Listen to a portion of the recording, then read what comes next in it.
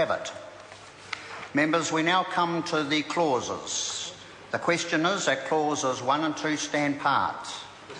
Grant Robertson. Mr Chair, we come to the title and commencement debate, and it is interesting when we look at the title clause of this bill, the title of this bill, the Exclusive Economic Zone and Continental Shelf Environmental Effects Bill.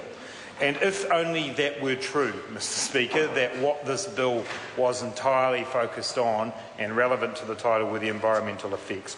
What we've heard in the debate throughout this bill, Mr Chair, is that, or particularly in this committee stage, is that there is a willingness on all sides of the House to ensure that we come up with a piece of legislation that manages environmental effects, as the title of this bill suggests it should.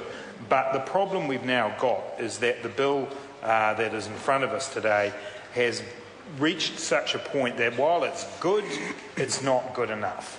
It's good in the sense that we now are managing environmental effects, as the title suggests, by making, for instance, the purpose clause more consistent with the RMA. That's a step towards managing environmental effects, as the title would tell us it does. But it's a step not far enough in terms of being consistent with our international obligations, in terms of making sure that we have a robust regime that reflects the concerns of New Zealanders about the management of the marine environment. And the game has changed since this bill was given its title, and I note that the commencement date in Clause 2 has been pushed out by a year, of course, and what we know in the time that's elapsed since this bill originally began life under a previous Labor government, it's changed in a number of ways when the National Government got hold of it, but what we know is that concerns among the public about how environmental effects should be managed, that's the title of the bill, have changed. People have been through the experience of the Gulf of Mexico. People have been through the experience of the RENA, and they realise that we need to manage environmental effects in a far more robust way. So giving this bill this title would seem on the surface to some people to be acceptable, but actually in reality it does not meet properly the goal that it set itself in this title. And Mr Chair, on this side of the House, we would have liked the government to have adopted some of the SOPs put up by the Labor and Green Party. We believe that would have given this title of the bill some meaning. But at the moment, unfortunately, it's mistitled. It does not deal with the environmental effects of activities in the exclusive economic zone and on the continental shelf in the way that we would like to see it. We need a more robust regime.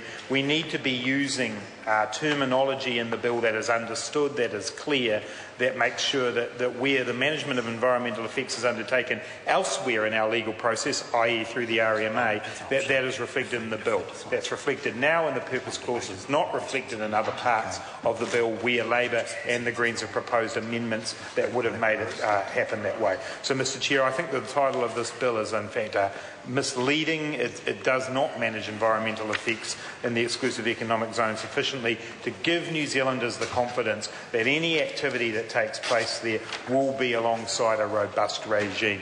That's what all parties, I believe, in this House set out to do. The government's improved the bill that it introduced, but it hasn't taken it far enough for the Labor Party to be able to support this bill, despite things like the penalty provision being extended, which is a good thing.